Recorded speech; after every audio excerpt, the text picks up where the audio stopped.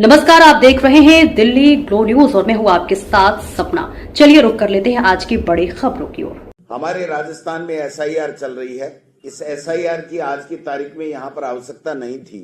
चुनाव में 3 साल से अधिक समय है और एसआईआर के चलने के कारण से हमारे नगर निकाय और पंचायत राज के चुनाव भी लेट हुए।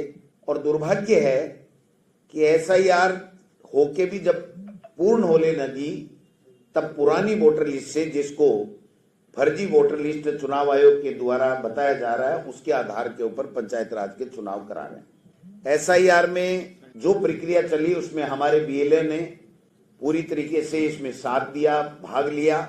सब जगह हमारे पार्टी के प्रतिनिधि वहां जाकर के समय समय के ऊपर, चाहे वो ईआरओ हो, चाहे वो डिस्ट्रिक्ट के अंदर आरओ हो, डीआरओ हो, चाहे चुनाव आयोग, मुख्य चुनाव आयुक्त और हमारे राजस्थान के नवीन महाजन साहब हों, सबके साथ में हमने बराबर संवाद किया और बराबर हमारी पार्टी ने सहयोग किया कि एसआईआर के दावे और आपत्ति के आखिरी जब 3-4 दिन रहे तो यहाँ पर राजस्थान में बीएल संतोष जी, जो इनके महामंत्री हैं संगठन के, वो यहाँ पर आए।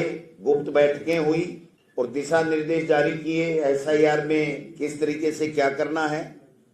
उसके बाद में अमित शाह जी आए, उन्होंने आप सबने चलाया कि 4 घंटे तक सीएमआर में बैठकें की गई।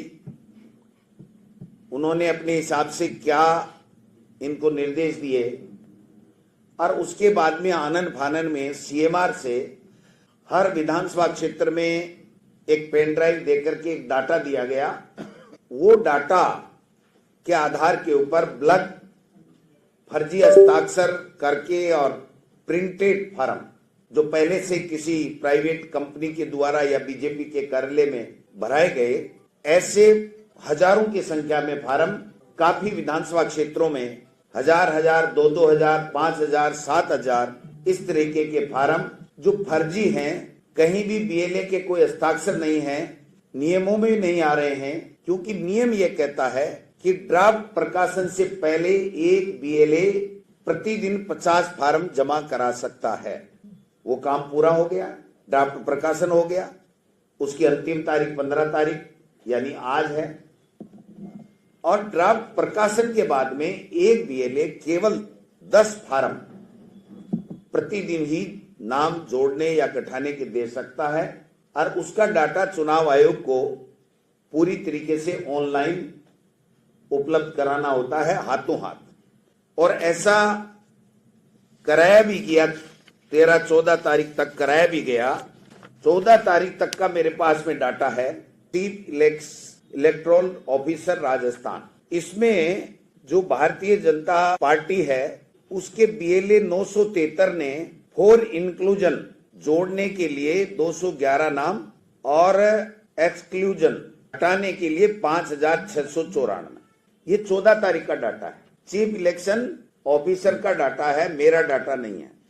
कांग्रेस पार्टी ने 110 बीएलए ने आपत्तियां दी, 185 फॉर इंक्लूजन और 2 केवल फॉर एक्सक्लूजन। अब 14 तारीख, 13 तारीख शाम को, 15 तारीख को जो pen drive Bharatiya Janata party के नेताओं के द्वारा दिया गया और कुछ इसमें मंत्रियों को जिम्मेदारी दी गई, विधायकों और विधायक प्रत्याशियों को जिम्मेदारी दी गई और आनन फानन में काफी विधानसभा क्षेत्रों में जहां पर या तो कांग्रेस पार्टी बहुत कम मार्जिन से चुनाव जीती या कांग्रेस पार्टी अच्छे मतों से, उनका वोट बैंक ज्यादा था, जहां पर एससी, एसटी, माइनॉरिटी,